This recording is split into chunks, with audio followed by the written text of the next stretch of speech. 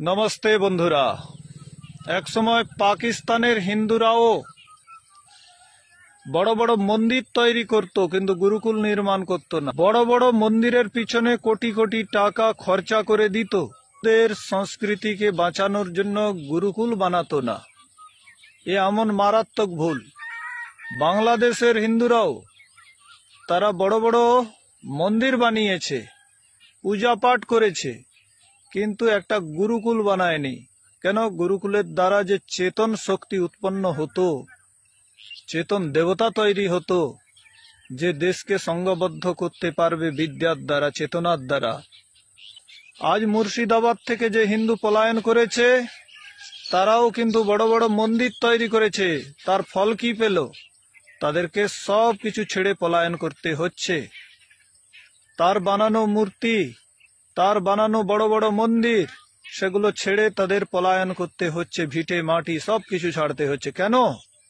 না, তারা চেতনা দানের কোনো ব্যবস্থা করেনি। এ ঠুটা জগন্নাথ প্রাণ প্রতিষ্ঠা করে সেখানে ঘন্টা বাজাচ্ছে। তাই বন্ধুরা, এ ভুল করবেন না। আপনিও বড় বড় মন্দিরের পিছনে ফালতু টাকা অপব্যয় করবেন না, পূজা পাঠের পেছনে অপব্যয় করবেন না। এই জড় বস্তু আপনার কোনোদিন রক্ষা করবে না।